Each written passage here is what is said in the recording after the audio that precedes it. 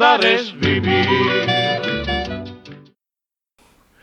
Como siempre, el esfuerzo en que hace 2 meses estamos empecinados, Carlos, Pacho y Jorge y yo, en contar la historia política no contada del M-19.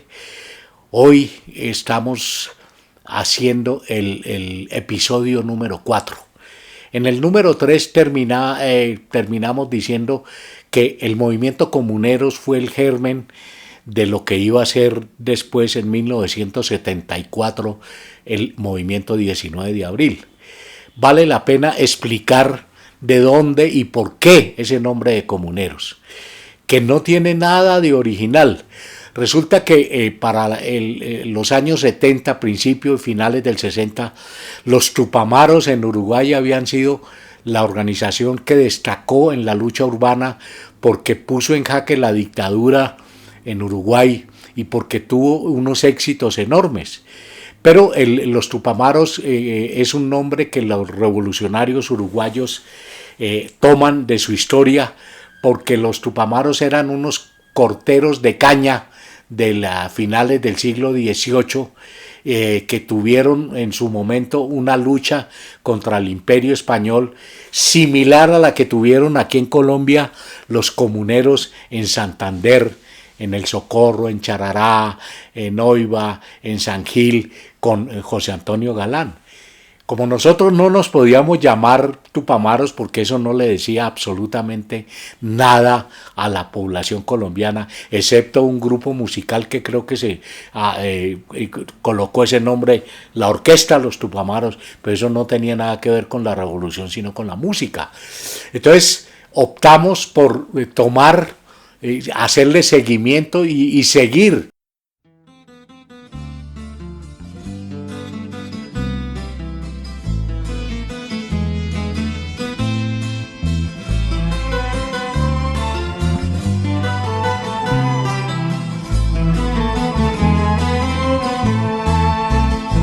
Si pasas por San Gil, amigo mío, por las bravas tierras de Santander,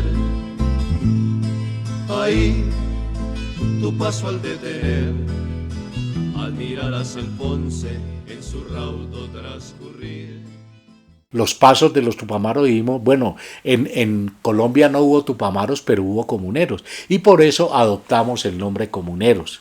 Y como comuneros en el año 72 y 73 logramos hacer 1 o 2 o 3 acciones que no trascendieron absolutamente nada. Yo sostengo que como comuneros pasó sin pena ni gloria por la realidad política colombiana.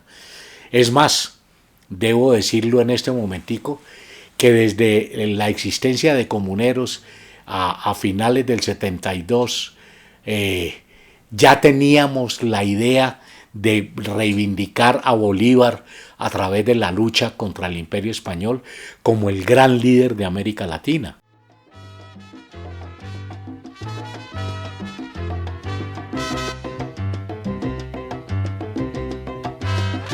Agayusola, préstame tu espada bendita, que quiero vencer. Agayusola, préstame tu espada bendita, que quiero vencer. Vencer a mis enemigos, que por envidio deseo. Ay, que ayúdame San Miguel, ayúdame San Mateo. Y como comuneros intentamos 2 veces entrar a la Quinta de Bolívar a sacar la espada de Bolívar y no pudimos hacerlo. La primera lo intentamos como vulgares ladrones, por la noche por los muros, y una jauría de perros armó un tremendo escándalo ladrando y nos tocó devolvernos. Y en una segunda oportunidad, meses después, intentamos llegar a la Quinta de Bolívar un fin de semana, y cuando un sábado y cuando llegamos había como 100 turistas y era imposible hacer la toma de la quinta para sacar la espada. Entonces la vida política de Comuneros fue una vida que no trascendió, pero realmente era una copia de lo que los Tupamaros hicieron en Uruguay. Después nos vamos a volver M19, más adelantico voy a contar eso. En ese momento de la vida de Comuneros son dos personas que anunciamos o se anunció en el episodio 3, llamados Jaime Bateman Cayón e Iván Marino Espina, dos hombres con una gran capacidad política, revolucionaria, con alguna experiencia militar porque habían pasado por las FARC, fueron ese par de pilares, ese par de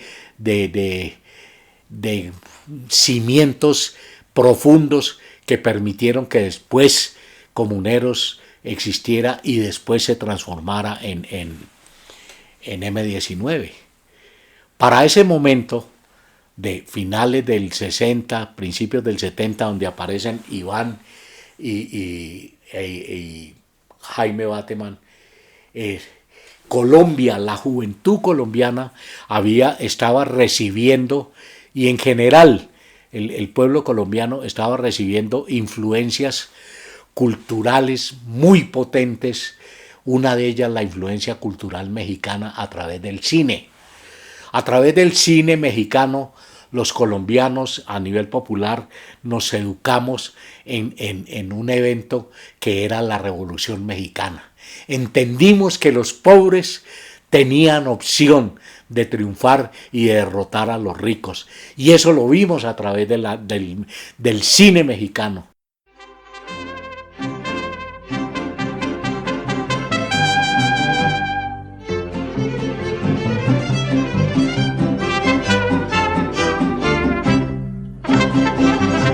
Camino a las alturas se ven los gavilanes, se pierden en las nubes y se acercan al sol. El cine mexicano hablando de héroes como Pancho Villa, como Zapata, demostrando la lucha de los campesinos, derrotando al establecimiento, al Estado mexicano, y construyendo una posibilidad de nación, incluso en contra de los gringos. Villa derrota a los gringos, ¿sí? y Villa derrota los intentos de la primera invasión gringa en México. Pero con el cine mexicano llega la música mexicana, las rancheras, los corridos, los guapangos, y yo recuerdo siendo muy niño, en la década del 60, que yo creo que el himno de los campesinos colombianos era una ranchera, era un corrido mexicano que se llamaba el corrido de Juan Charrasqueado.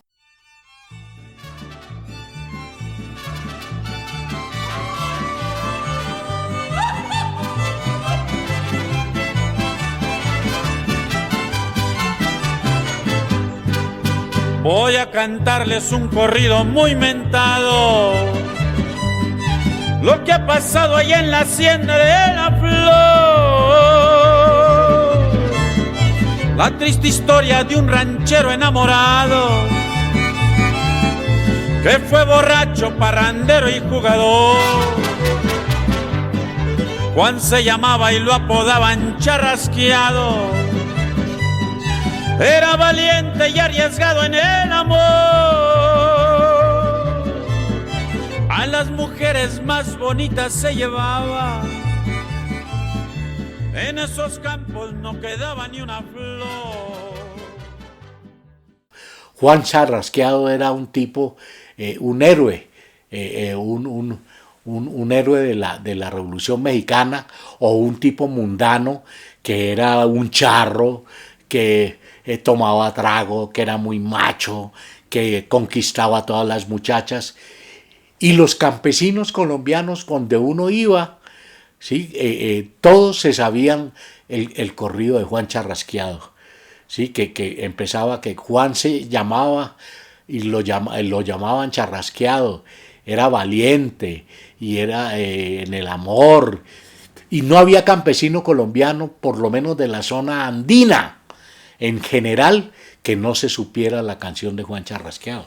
Y la influencia mexicana a través del cine fue muy grande en la década del 60, promocionando la Revolución Mexicana.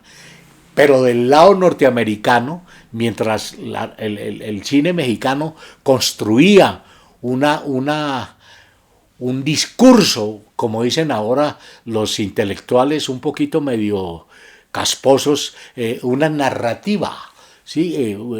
Construía los mexicanos una narrativa desde el pueblo con la revolución. Los gringos construían una narrativa desde el poder militar, porque los gringos se dedicaron en cine a matar indios. Y los indios eran los malos, y los rubios ojiazules de la caballería montada eran los salvadores. Ese par de influencias, pero sobre todo la mexicana, porque con México nos unía el idioma, influenciaron mucho al sector campesino colombiano. Y después el cine mexicano, que deja de narrar la Revolución Mexicana, comienza a narrar el México, la Ciudad de México. Y entonces aparece el cine mexicano influenciando el humor, el baile, la música. Y entonces sigue teniendo un peso enorme en los jóvenes de la década del 60. Eso de parte de México. Pero de parte de otras influencias culturales.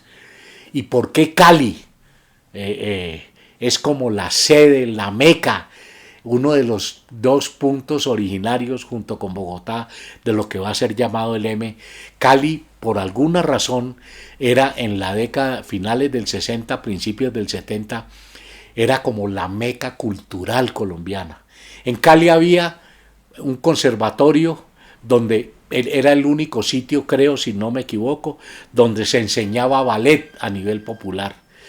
Cali tenía el mejor conservatorio de música después del de la Nacional, creo, donde el Conservatorio Valencia, José María Valencia, algo así, donde enseñaban música, donde enseñaban danza, donde enseñaban, vuelvo y repito, hasta ballet clásico.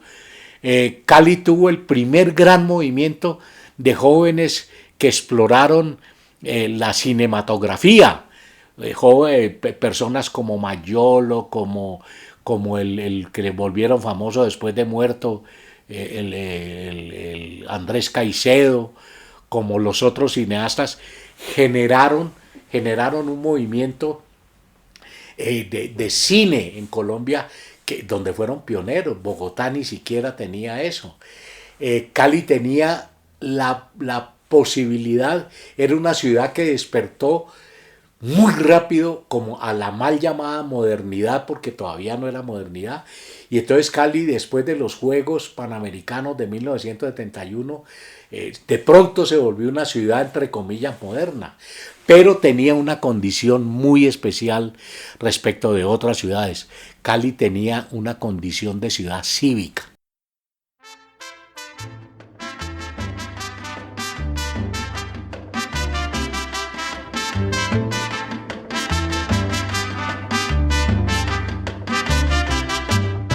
Linda caleña, caleñita sin igual, tú eres la belleza donde cantan los amores.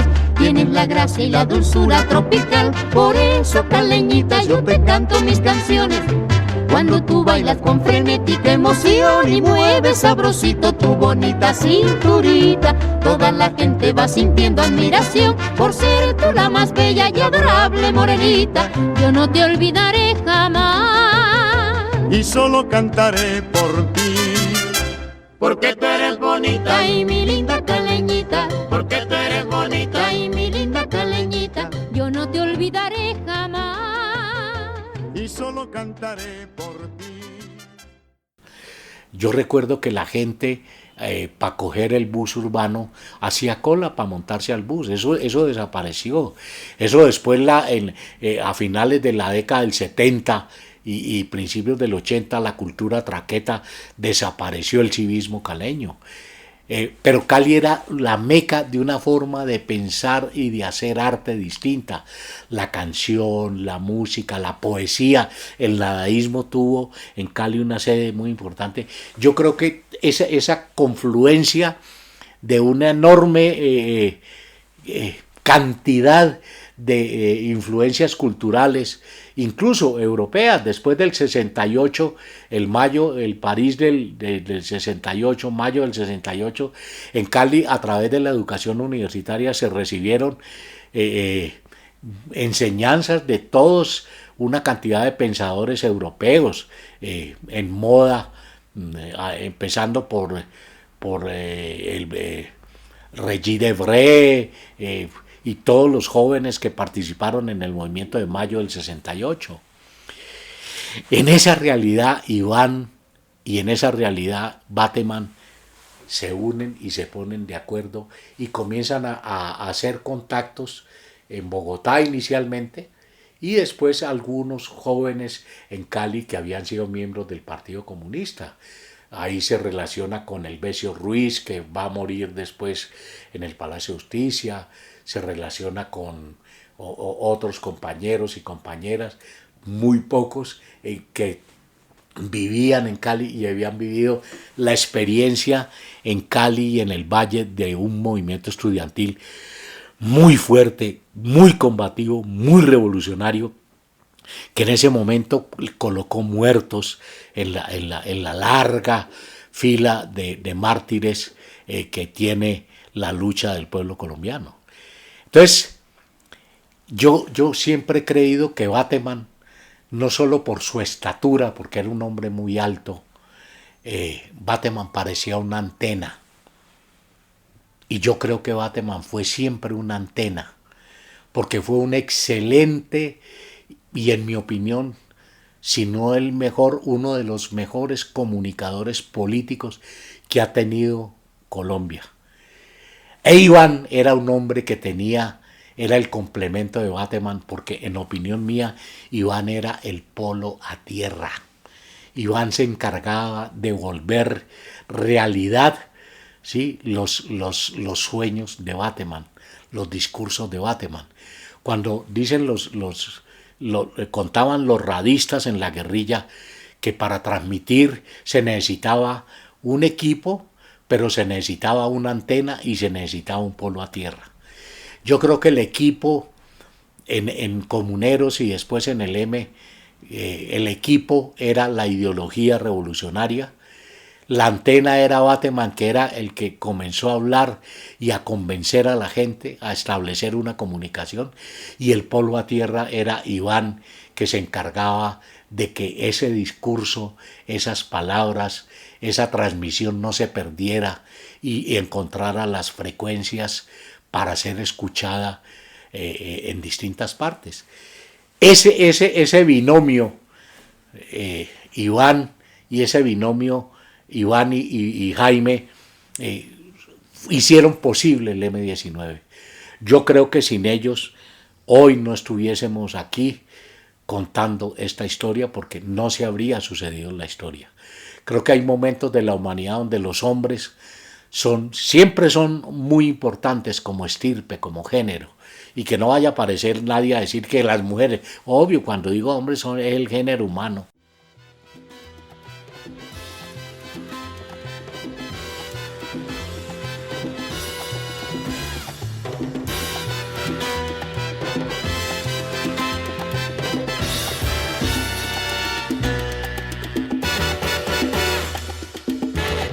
¿Qué es lo que yo escucho? Un quinto llamando mi guaguancó. El adiós tumbando, que aquí está repicando. ¡Qué rico bonco! A ti te conviene, oye bien lo que tiene mi guaguancó. El adiós tumbando, que aquí está repicando. ¡Qué rico bongo! Y yo te lo traigo para ti. Mi ritmo llama y dice así.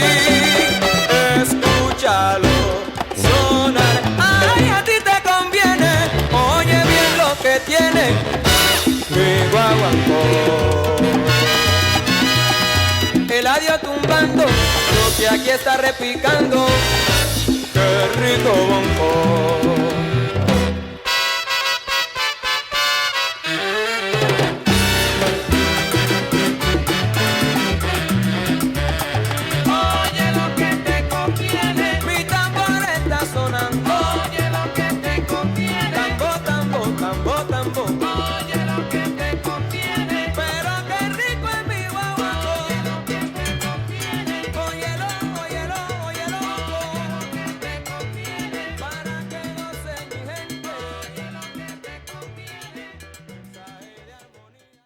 Sin ellos dos, esta realidad no hubiese sido posible. Pero ellos recibieron y supieron recibir la influencia cultural de México, la influencia cultural de Europa, la influencia cultural de América Latina y sobre todo supieron interpretar los deseos de cambio y de construir una realidad distinta a través inicialmente de la lucha armada urbana y después de la lucha política revolucionaria.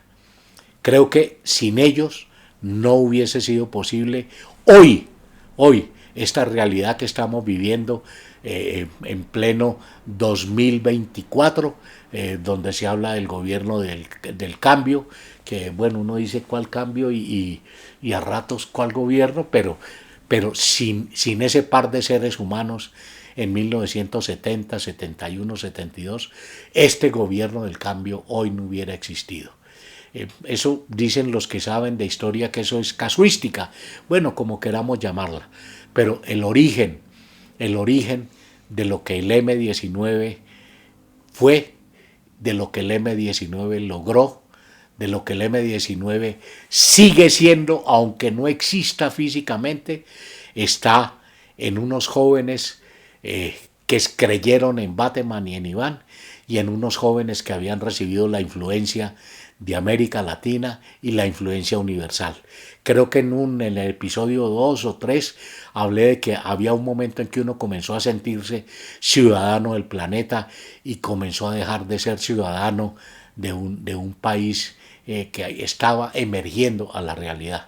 Y eso fue posible gracias a que hubo unas personas que lograron sumarse a otras que después van a aparecer, como Álvaro Fayad, como Lucho Otero, como Carlos Pizarro, como Elvesio Ruiz, como el negro Jorge Rojas, como las mujeres compañeras de todos, como Fanny Gómez, como Esmeralda, como la negra Vázquez, como Adiela, como, bueno, ese pequeño grupo de personas que hicieron posible, ¿sí?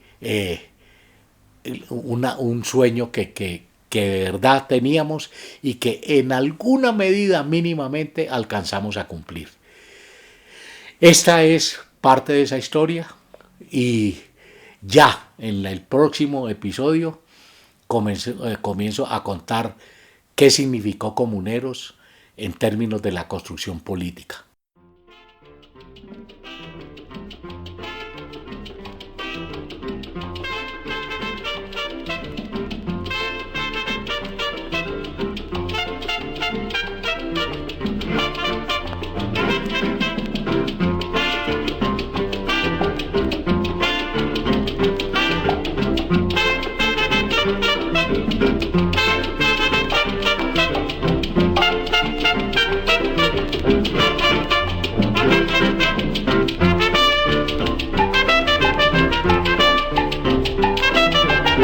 Si yo no hubiera nacido en la tierra en que nací, estuviera arrepentido de no haber nacido allí.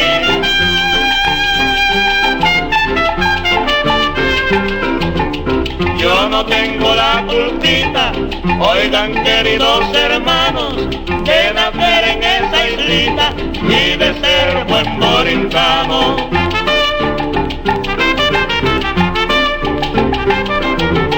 Como yo no soy de piedra, algún día moriré, y a mi borincana tierra me mi despojo le daré. Enterradme donde quiera, Pero si en mi Borinquen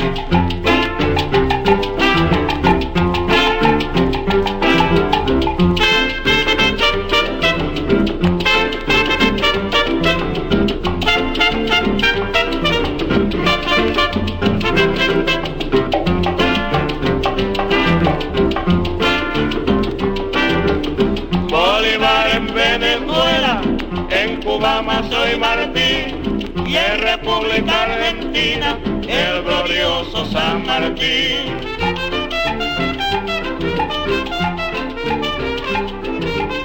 Y le dieron a Quisqueya, Duarte y Mella libertad, y a mi tierra borinqueña solo Dios se la dará.